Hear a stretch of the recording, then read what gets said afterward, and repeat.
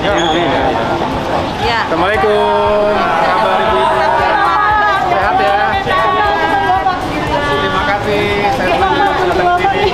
Iya. Dikira mereka bawa Mbak Anissa. Oh iya. Kapan-kapan ya. Terima kasih ya. Saya Dian. Saya Agus.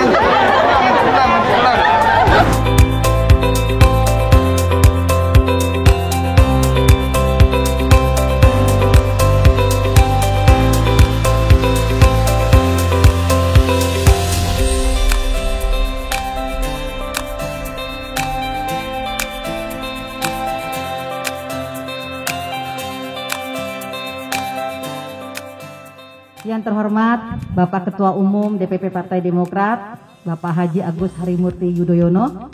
Yang terhormat Ketua DPD Partai Demokrat, Ibu Erma Suryani Ranik. Yang terhormat Bapak Bendum, Bapak BOKK, serta Mas Jovan dan Bapak Herzaki, serta Bu Hilda beserta rombongan dan Bapak Dokter.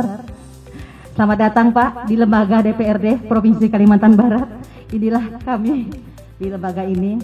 Pertama-tama kami atas nama fraksi DPRD Provinsi Kalimantan Barat mengucapkan turut berduka cita atas berpulangnya ke rahmatullah Nenek Endah Ketum Haja Sunarti Sri Hadiah binti Danu Sunarto. Semoga amal ibadah beliau diterima oleh Allah Subhanahu wa taala dan diberikan tempat terbaik di sisinya, serta keluarga yang ditinggalkan diberikan ketabahan dan keikhlasan. Amin amin ya rabbal alamin.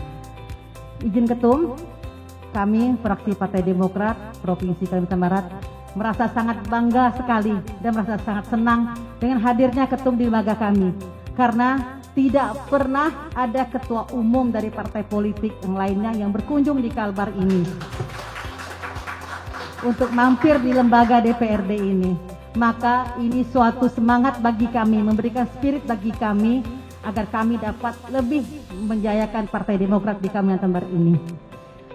Alhamdulillah selama kami di fraksi ini selalu berkoordinasi dengan Ketua DPD karena ada instruksi dari DPP mengenai pandemi COVID saat ini. Kami sudah melaksanakan apa yang sudah diperintahkan oleh Ketum. Melalui instruksi itu kami melaksanakan gerakan disinfektan, bagi sembako, APD, itu pandeminya pertama. Terus yang kedua ini kami melaksanakan kegiatan bulan bakti 2 dekade untuk Partai Demokrat. Nah itu yang pasti kami akan memberikan bantuan sembako kepada masyarakat-masyarakat yang membutuhkan. Saya memohon kepada Pak Ketum untuk memberikan arahan, petunjuk dan bimbingan pada kami, untuk spirit pada kami, untuk waktu dan tempat kami persilakan. Bismillahirrahmanirrahim. Assalamualaikum warahmatullahi wabarakatuh. Selamat sore dan salam sejahtera untuk kita semua. Saya merasa sangat bahagia karena sore hari ini kita bisa bertatap muka secara langsung. Tidak setiap kali bisa melakukan kegiatan semacam ini, tetapi saya niatkan dan insya Allah menjadi tradisi baru, budaya baru. Ketua Umum tidak hanya datang di DPR RI, tapi juga di DPRD Provinsi. Yang saya hormati Mbak Erma Ranik, Ketua DPD Partai Demokrat Provinsi Kalimantan Barat. Saya bersama sejumlah jajaran, ya, ada Bendahara Umum Mas Renvil Antonio, Kepala BPOKK Kang Herman Hairon, Wasekjen Bung Jovan Lato Konsina, kemudian Kepala Bakomsra Bung Herzaki Mahendra Putra, kemudian Deputi Latihan ini ya, Pendidikan Mbak Hilda. Saya yakin nggak asing juga ya. Paling ujung Dr. Gobin yang menjaga kesehatan kita semuanya. Saya ingin kali ini fokus pada membangun kebersamaan dengan para sahabat, para kader utama yang saat ini memegang amanah sebagai wakil rakyat di DPRD Provinsi Kalimantan Barat. Terima kasih Mbak Ermin Elviani sebagai ketua fraksi yang tadi sudah menjelaskan dengan sangat gamblang apa yang dilakukan, apa yang diperjuangkan, bagaimana sikap kita di parlemen, dan bagaimana sikap kita di tengah-tengah masyarakat. Serta juga tadi komitmen Pak Rasmidi, Bu Neneng, Pak Alfandi, Pak Isya, Pak Simon Petrus ya. Terima kasih atas kehadirannya. Mudah-mudahan Pak Usman juga negatif PCR-nya. Dan kita semua juga mudah-mudahan selalu terlindung dari COVID-19. Bapak Ibu sekalian, ini sebuah kehormatan dan kebanggaan juga buat saya. Tadi disampaikan merupakan kebanggaan dan kehormatan, bagi saya juga demikian. Mengapa? Karena benar apa yang disampaikan tadi, bahwa anggota Dewan, DPR RI maupun DPRD, merupakan kepanjangan tangan dari partai. Pasti teman-teman sudah membaca dan memahami apa yang tertera di ADART. Nah, saya menangkap kadangkala, nggak setiap kali ya, kadangkala. Dan ini bukan di Kalbar, maksudnya di seluruh Indonesia saya suka sampling. Seringkali ada disconnect antara anggota fraksi dengan partai. Sekali lagi ini bukan Kalbar, ini tapi saya ambil sampling. Nah, saya punya niat sejak awal bagaimana kita itu lebih sinergis. Karena luar biasa aset kita. 1.800 lebih anggota dewan. Itu aset yang luar biasa. Kepala daerah kita punya sekitar 100 orang hari ini. Tadinya 80, saya ulangi, sekitar 60-70-an. Dengan pilkada terakhir 2020 kemarin menjadi sekitar 100 orang. Itu berbagai level ya, ada di provinsi, ada di kabupaten kota. Nomor 1 maupun nomor 2-nya. Tapi 1.800 lebih anggota dewan. Ini aset yang luar biasa. Mengapa aset? Karena anggota dewan punya privilege, punya hak, juga punya kewajiban. Baik kewajiban konstitusional sebagai wakil rakyat, tapi juga diatur memiliki kewajiban untuk terus membangun partai. Dengan demikian, saya kemudian mempelajari. Ini sekian bulan pertama saya setelah kongres itu. Saya mempelajari betul. Saya tuh diam-diam suka membuat semacam riset kecil lah. Ini kenapa begini begitu, mengambil sampel. Ternyata memang seringkali belum terlalu didaya gunakan dengan baik. Marilah kita sama-sama menyadari bahwa kita bisa bekerja lebih maksimal lagi kalau kita semakin kokoh komunikasi dan kebersamaan di antara kita. Sehingga dengan demikian saya mengucapkan terima kasih dan penghargaan setinggi-tingginya. Saya mengapresiasi apa yang dilakukan para sahabat sekalian di Kalimantan Barat ini. Ada kebersamaan, ada solidaritas satu sama lain.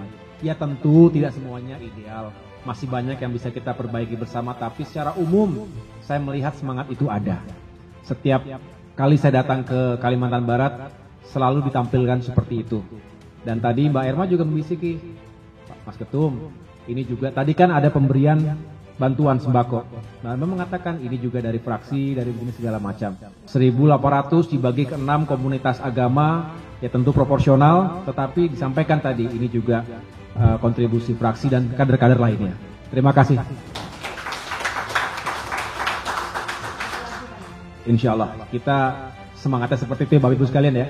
Kalau kita terus bersama dengan semangat seperti itu, saya yakin kita akan semakin dirasakan kehadirannya di masyarakat. Makanya selama ini saya mencoba untuk mencari pola ya. Kalau di awal itu lebih pendekatannya kepada struktur, DPP, DPD, DPC, seterusnya. Nah, makin ke sini saya akan juga mendayagunakan aset tadi, fraksi. Dan tentu secara paralel, strukturnya bekerja, fraksinya bekerja, di tengah-tengahnya ada kerjasama dan sinergi tadi. Dengan demikian, benar-benar kerasa. Contohnya tadi, memberikan bantuan dalam bulan bakti. Tapi juga dalam memperjuangkan isu.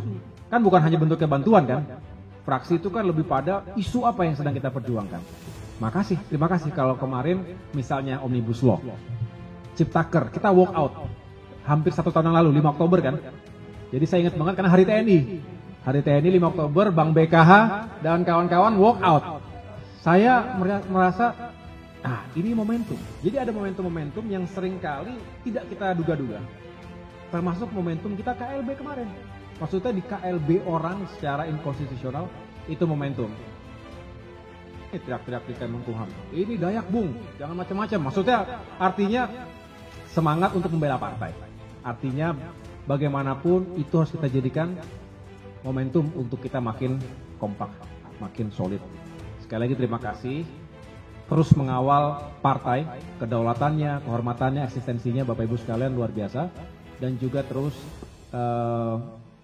menguatkan upaya partai untuk semakin dekat dan berkoalisi dengan rakyat. Saya merasa senang sekali, mudah-mudahan pertemuan-pertemuan semacam ini bisa kita lakukan secara reguler lagi. Oke, makasih sekali lagi atas perhatiannya. Ada yang mau disampaikan nggak? Oke, lanjut. Saya hanya pertama mengapresiasi kalian ini luar biasa, untuk kami semangat hidup.